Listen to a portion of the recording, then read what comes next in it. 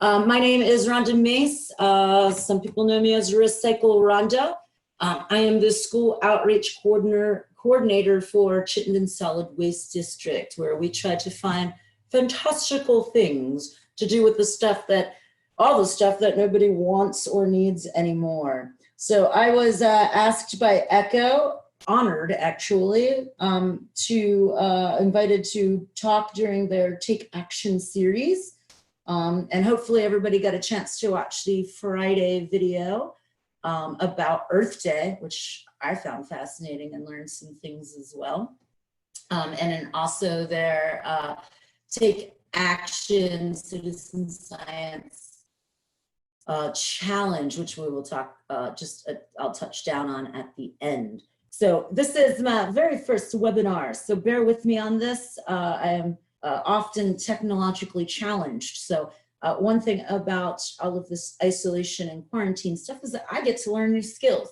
And anybody that knows me, I love to learn new things. But one of my many mottos is, if we aren't making mistakes, then we aren't learning. So there's bound to be some mistakes here. So I did this as a webinar thing because what we have available. And so I will take, you can question all you want in the little Q&A box at the, it should be at the bottom of your screen. Pop in your questions as we go along. And then as soon as I'm done yammering on here, then I will open it up and I can unmute everybody, unmute you as the questions get answered. So I'll ask the question live and unmute you if you would like to respond to my answer or have further questions. So that's how I think that we're gonna roll. I also like not just questions, but I would love to hear as we mosey along here, your plastic pollution prevention techniques as well.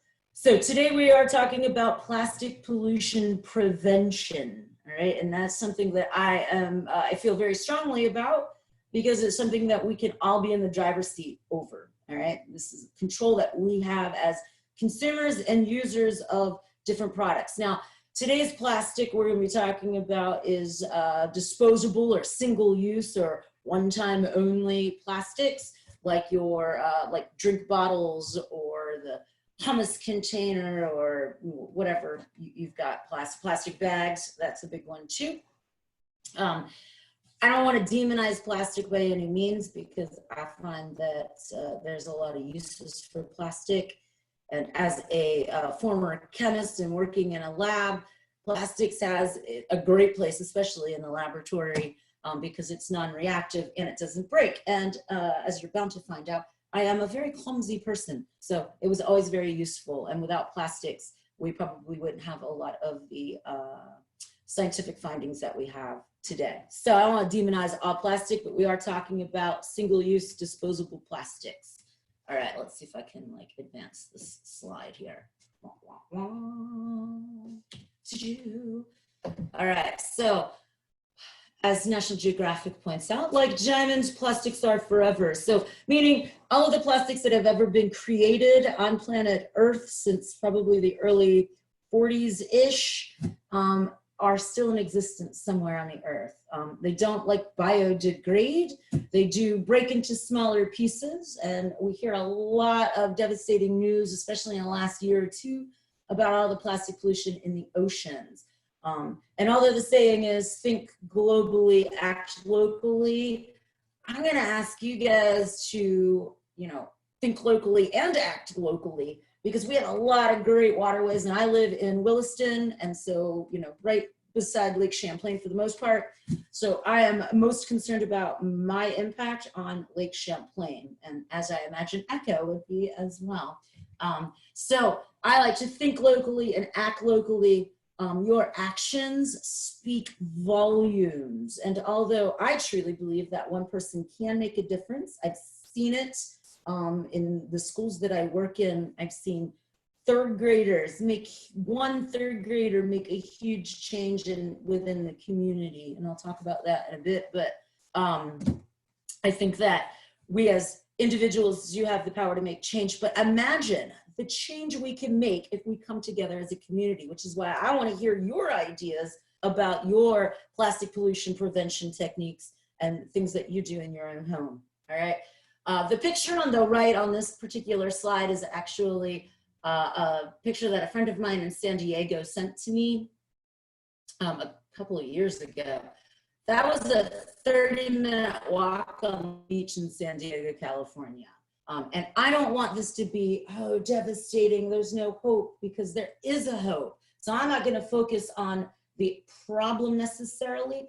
I want to focus all of our attention on the solutions and what we can do to prevent all of this plastic from going into the ocean, or better yet, into Lake Champlain. This was very eye-opening to me.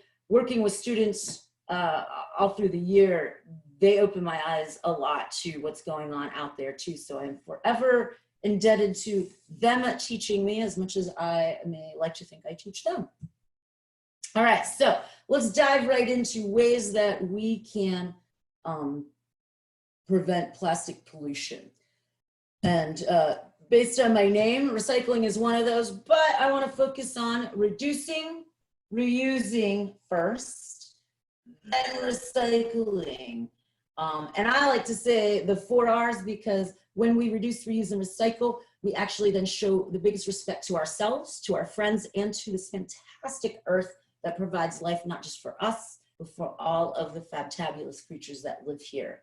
All right, so I'm gonna switch over to letting you see my shining face, or, well, you can make that call. All right, so hello.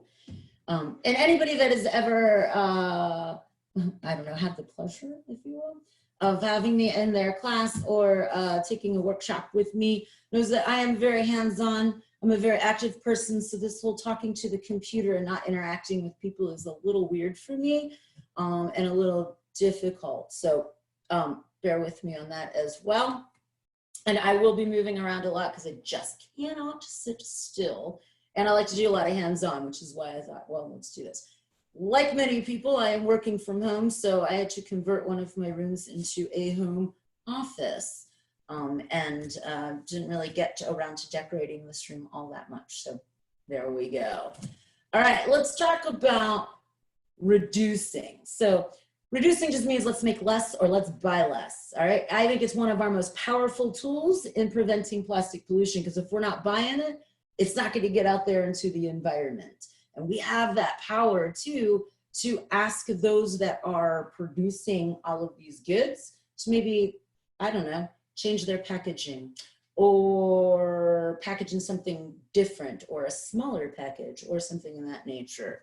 All right, so I want to challenge you guys, and I don't know if there's any students on here, but I would like to challenge everybody, because I think it's raising awareness as well, is to today or tomorrow, count the number of plastic items that you handle within one day, or maybe even a week if you want to be super challenging. Count the number of disposable plastic items that you guys handle within a day, all right? And just take note. Or you can, if you're a geek like me, I like data, so I like to record everything. And I challenge you to cut back on one of those disposable items, all right? One of those plastic disposable items. I want to cut it out of your life. And then I want you to revisit and recount how many of those plastic items, of disposable plastic items that you use, and see if how much of a difference that makes, all right? As I said before, your actions speak louder than words, and things spread like wildfires. So your ideas, and you might come up with some more than one thing that you can cut out that's plastic, but we don't know that there's a problem until we actually visit it. All right, so some of the ways that we can reduce, or some of the ways that I reduce, is say no to the straw. You'll hear that time and time again. The plastic straws can definitely be a big issue out there. It's and actually Vermont, come July 1st this year, and we'll see, that legislation might change. We've got other things to worry about at this point, and we want to be aware of how that affects our grocers and restaurants and so on. However, as of it stands right now, come July 1st, Vermont has banned plastic bags, styrofoam carryout containers, and straws. So that's good. I worked with a school, Summit Street School, so shout out to Summit Street if anybody knows them or goes there.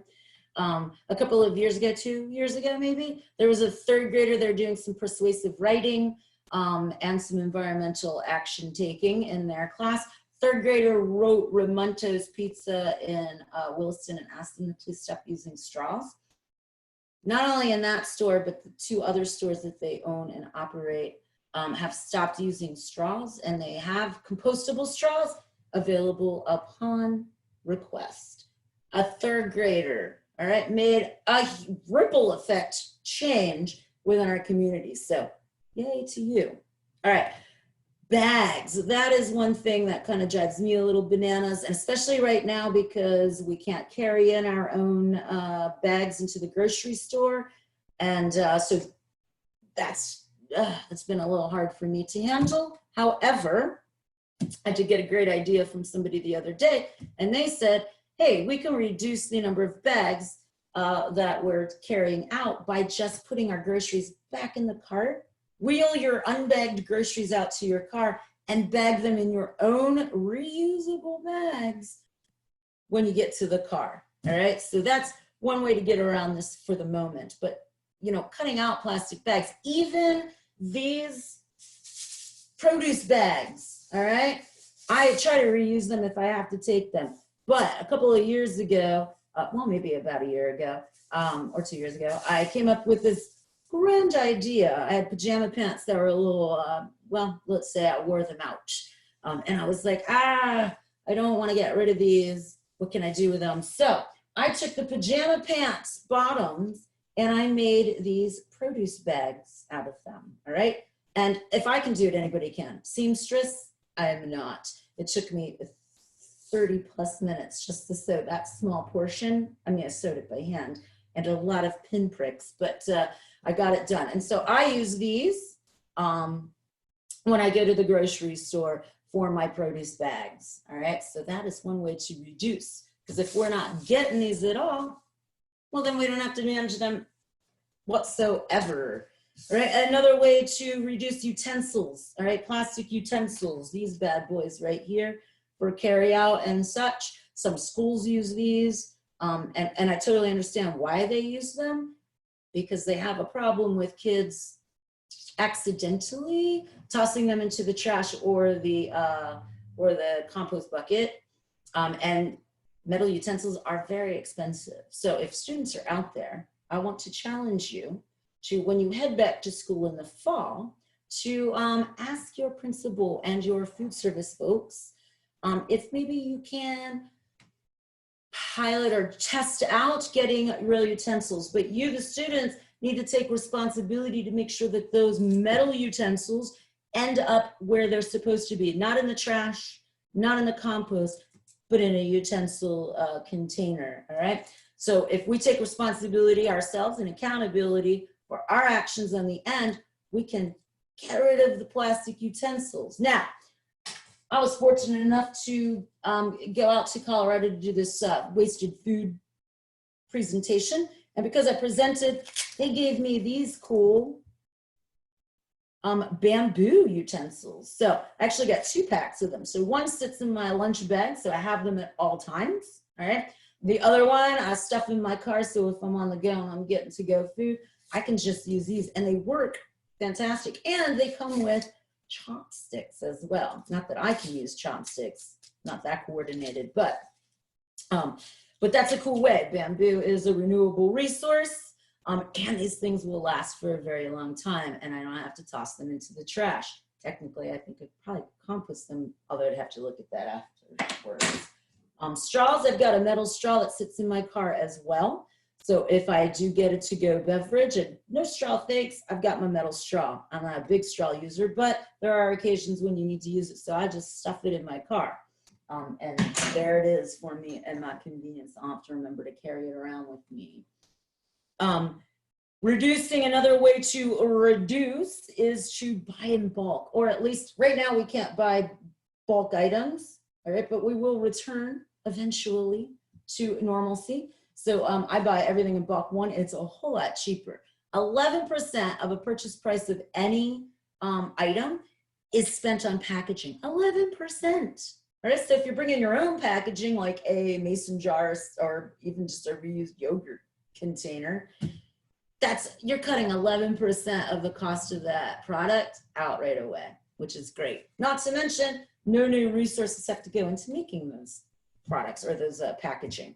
All right, but you could also buy in really large quantities. So like I am a yogurt fanatic. All right, so I buy these 2-pound yogurt things. All right. And I was doing a little calculation before doing this webinar, and for the same of these single serves, all right, so 6 single serve yogurts go into making 1 giant yogurt cup. All right, the cost difference is about $1.50. So it's $1.50 more for you to buy these, and you've got 6 containers to get rid of. And I mean, you can reuse these. However, you buy 1 of these, you save $1.50, and now you got this really like nice container with a lid on it. And you can just pack your yogurts to go in little reusable cups. So we've got reduce down. Now we get into reuse, all right? And that's reusing your plastic containers. So for me, again, eat a lot of yogurts, right? And I'm like, what do I use them for? Well, this year I planted it, well, I plant it every year, but I've got a lot of seedlings. And the other day I realized my beans were getting a little out of control. So I transplanted them into, yep, you guessed it, a yogurt container. Instead of having to go out and buy plastic pots, I just used the yogurt container.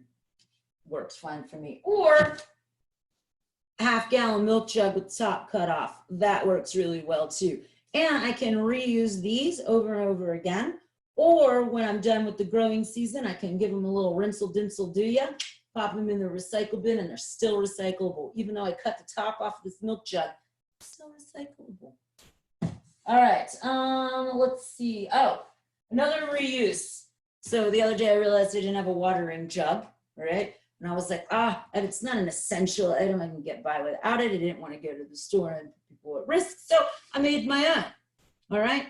And I just drilled holes into the lid of a gallon of milk jug, and it works pretty darn good, better than I expected it to. Is it perfect? No, but never mind. So that's one way to reuse as well. Let's see, reuse milk jug. Oh, so instead of packing kids' lunches or your own in plastic baggies, because essentially those plastic baggies need to go to the trash. There are recycling options, just not in your blue bin, but you'd have to rinse it out and do all of that. They're pretty pricey if you think about all the plastic baggies you would go through, all right, if you're not reusing them. So instead, take your sandwich and pack it in something reusable. And like I said, not all plastic is bad. This is reusable plastic, not recyclable in your blue bin because it's not a single-use plastic, but you can use this over and over again. I mean, this dish is probably about 4 or 5 years old. So, and every day you can pack your lunch in that. So something reusable. All right, I think that's it for my reuse. All right, so we've got reducing, we've got reusing. And the last thing I want to talk to you about is recycling. And despite my name, Recycle Rhonda, reducing and reusing are much more important than recycling. I'll be forward with you on that, because even though recycling is cool and we do save natural resources by recycling, natural resources still have to go into making products, and especially plastic. It cannot be recycled infinitely. All right, there's a lifespan or a number of times it can be recycled before new plastic has to be added to it to keep it nice and strong. All right, this is the amount of oil, non-renewable resource, that goes into making just this one plastic bottle.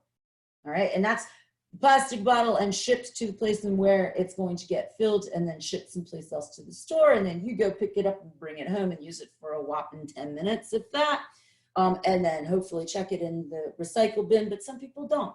So a lot of the stuff does head to the landfill where it'll sit for, I don't know, 1,000 years, just doing a whole lot of nothing. All right, so I heat my house with oil, and although the days are getting nicer, thankfully, I'd like to conserve that non-renewable resource that we may run out of, maybe not in my lifetime, but eventually. I like to save that for heating, or maybe a trip to Florida in the wintertime where it's nice and warm and sunny. All right, so that is where plastic comes from. Now we do again have to use some oil even to recycle it, but also to make new plastic to add to the recycled plastic. Our drink bottles typically have 7% or less recycled plastic in it. So we need to kind of up the ante on that as well. And make sure that we, the people, are either demanding stuff be made out of recycled plastic, or that we ourselves are making sure that we're buying stuff made out of 50, 100% recycled materials. All right, so recycling is just taking one thing and turning it into something new. All right, so like this milk jug, you're done using it, toss it in the blue bin, all right?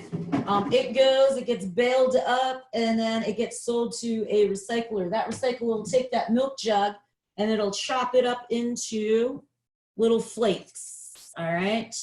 All right, and this is just milk jugs chopped up into little pieces. Those flakes will go get melted down, and they'll get made into little pellets like this. And I don't know how well you can see that, but they're little round beads, basically. Those beads will get sold to somebody who makes milk jugs. They'll melt those beads down, put them in a form, and pop out a milk jug so that we can, recycle or, use that and then recycle it again. That's the process, basically, of recycling plastic. Not a little different each way, but so that's how we turn old things into new things, right? And that is why it's really important that there are a few rules to recycling, like let's make sure everything is nice and clean, like this yogurt cup, all right? We want to make sure that we rinse it out. That, with the food in it, not acceptable, all right? So we want to make sure everything is clean, all right? And then you can put it in the recycle bin. Not only does nobody want to buy dirty food-riddled plastic, but we have people that are actually sorting this by hand, all right? And we want to make sure that they are safe and that their environment is as clean as possible. So think of it as tomorrow I could be sitting on the line sorting out plastic yogurt cups, and do I want to touch something that's been sitting around for 2 weeks in the recycle bin that's got food all over it? No go, so no food, no drink, just make sure that's all emptied out. Another question I have about what can go into the blue bin is, well, what about those numbers, right? Those numbers mean nothing to us, the people putting stuff in the blue bin, all right? Those numbers are basically a name tag to what kind of plastic it is. Like this drink bottle is a #1 plastic, and it's screaming out, hey, my name is polyethylene terephthalate. And this laundry detergent jug is screaming out, hi, I'm high density polyethylene. So these little numbers on the bottom, hopefully you can see that okay, is just saying what kind of plastic it is. This plastic has a very different chemistry than this plastic, meaning this will melt at 500 degrees Fahrenheit. This melts at like 300 and something, 334 degrees Fahrenheit or something like that. So when people are actually doing the recycling and making new things out of drink bottles, their equipment is set for 500 degrees Fahrenheit. This probably will burn up at that degrees. So that's what the numbers mean. You don't have to worry about it. What you need to worry about is it hard plastic, and is it empty and clean, all right? Those are the two biggest things. Disposable, single-use plastics are all we really want in the blue bin. Containers is what we want in the blue bin, and I'm talking just the plastic today, not everything else, all right? Paper goes in there as well. But make sure it is hard plastic. You'll hear it called rigid plastic as well. This is also plastic, but this is flip-floppy plastic and has absolutely no business in the blue bin. Another rule to recycling is it needs to be larger than a squirrel's head. Don't know how big a squirrel's head is? Well, make a fist. Your fist as an adult probably is larger than a squirrel's head, but bigger the better. If you're not sure, we do offer stickers. So on my reused recycle bin, I've got this fantastic little sticker that is about 2 inches by 2 inches, all right? And that's as big as something has to be in order to make it into the recycle bin. So if this little cap was floating around all by itself. It is not big enough to recycle, which is why we don't accept caps. If you put it in front of the sticker, you can still see that the sticker's peeking through on the edges. That's too small. But if you take that cap and you tighten it down onto the body, boom, then you can pop the whole thing into the recycle bin, and we're on our way to making new bottles, maybe even some carpeting. It's a little crazy out there. All right, so those are the basic rules to recycling. Again, this container, because it is not intended for one-time use, is not allowable in your blue bin. All right, so if it does break up, go ahead and toss that into the trash. All right, I know it breaks my heart too, but we're gonna make trash. There's gonna be things that do have to go to the landfill. And right now, that's one of those things. All right, so we've got ways to reduce, we've got ways to recycle and reuse, excuse me, and ways to recycle. All right. I hope that you guys are adding in your ideas while I'm rambling on, I should say. The last thing that I want to share with you, slide-wise, before I open it up for questions and answers, is, let's share this back again. Again, I'm not like an expert at this, so here we go. Let's see here. Is how to take action. All right. Plastic-free July is pretty cool. I got challenged probably about 2 years ago from one of my good friend teachers at CP Smith. And so she was like, hey, have you heard of this Plastic-free July? It is hard. It is hard for, oh, I didn't share my screen. Sorry. I just realized that. Ha ha ha.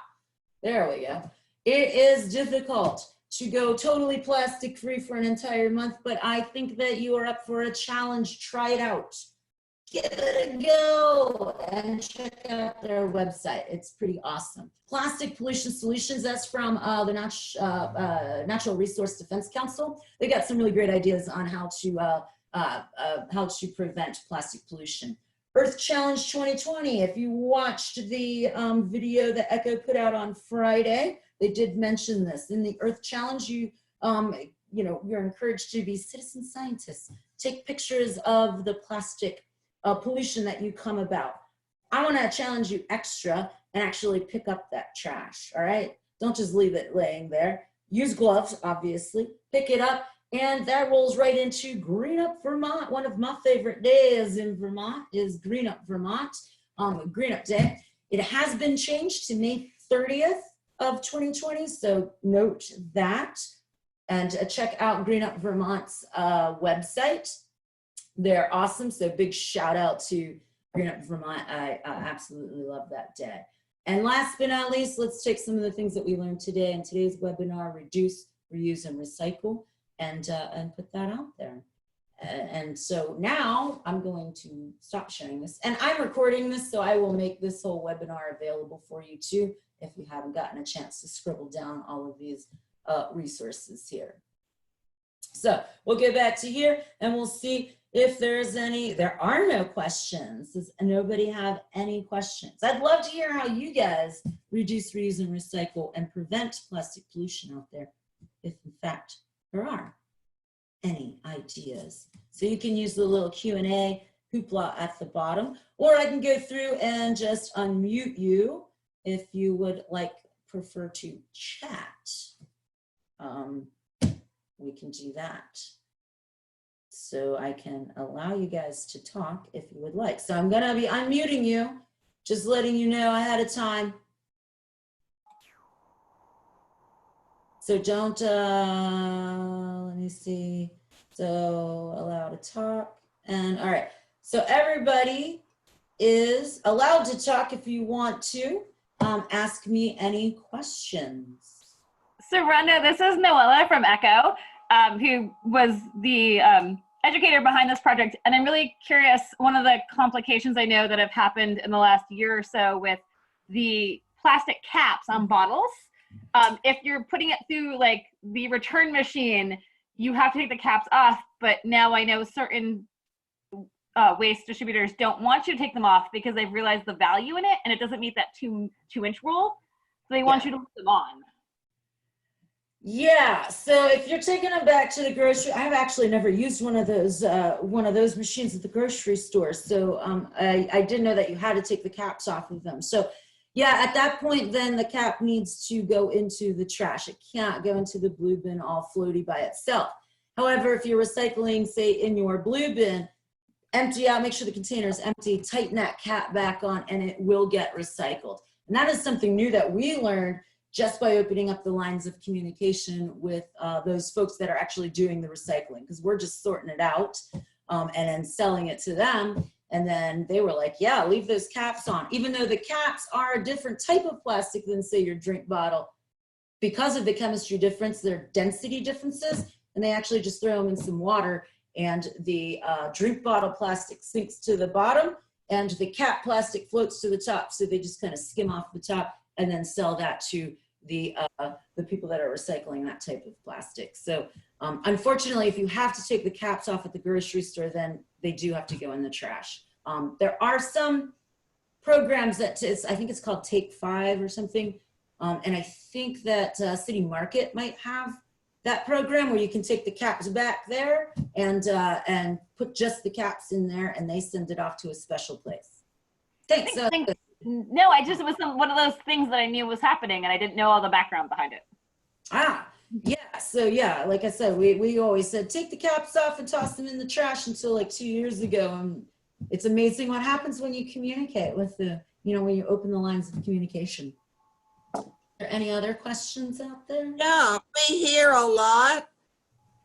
We hear a lot about a lot of plastic that goes into recycling doesn't get recycled, about the piles and warehouses. And how does Vermont doing with that? And are we doing better than some of these places that we hear about? Yeah, great question, Ginger, thanks. So we get this question quite a bit. There has been, PBS put out like a fantastic program about plastic just a little while ago that I watched. And they gave, I want to say it was like a 9% or something recycle rate. That is all of the plastics that have ever been generated or made in the world or in the United States, not necessarily what's going into the recycle bin. There are communities throughout the United States that have stopped recycle programs because much of our recycling, and I say the United States, much of the United States' recycling went to China, including plastic, metal, and paper. In 2018, China cut the United States off. They wanted to kind of clean up their own environment, which you can't say no to that. And they kind of wanted to stop taking our junk. So the United States, like, one of the best recyclers in general, our nation. And so a lot of trash was getting in with the recycling. And so they were like, we're done with that. We don't manufacture much here in the United States. So that kind of shut down all the markets. The West Coast took a really hard hit because they relied on China for much of their recycling markets. We in Vermont, woohoo! The one thing that we did send there was mixed paper. So like your newspaper, junk mail, that kind of office paper, all that. We did send that to China. So that's the only thing that we had to find a new market for, a new place to take it. Everything else we have always recycled, or we have recycled recently anyway, here domestically. And I mean domestically, either in the United States or in Canada. And I've got some information because I thought that question would come up. So currently, let's say, we'll just talk about plastic. So our drink bottles are going to places in Canada or the United States. The number 2 plastics, so that would be your milk jugs and your laundry detergent bottles for the most part, are going to Alabama or Pennsylvania. And the yogurt tubs, these bad boys, so anything basically numbers 3 through 7, are going to a place in Alabama. So we do have domestic markets, thankfully, and we're not seeing that as much. Now, there might be plastic that gets into the recycle bin or into those particular types of plastic that are not recyclable, like plastic bags. So yeah, there are things like that. But for the most part, if you're putting it in the blue bin here in Vermont, it is getting recycled to the best of our knowledge. We've had our staff go and visit the recycling places that we do sell to ensure that that is happening. So awesome question. Anybody else? Maybe I have to unmute you. I don't know. Oh, no, you all are unmuted. So you just have to unmute yourself, I guess, at this point. Any other questions? Is there any questions in the question box? No. All right, fantastic. Well, I want to thank you guys for tuning in today. I hope it was educational. I hope you walked away with some ideas. You will get an email tomorrow from me. If you have further questions or you want to chat, got my email address. I'm happy to answer any questions for you guys. So remember, Green Up Day is May 30th. And please do participate in the Citizen Science Take Action project of the Earth Challenge 2020. Check that out. But again, take the extra challenge to actually pick up the trash. Now, when I go for a walk, I always bring a bag with me and I'm just picking up trash the whole time. As any one of my friends can attest to. I always think every day is Green Up Day, every day is Earth Day. So thanks for tuning in. Thanks for being fantastic plastic pollution preventers. We appreciate it. The Earth appreciates it and all its little creatures. Oh, wait, I got something in the chat box. Oh, you are very welcome. No problem there, Elizabeth. I get all excited when new things happen. So thanks for tuning in. Have a great day and get out there and enjoy some of that sunshine. I know I'm going to. Cheers.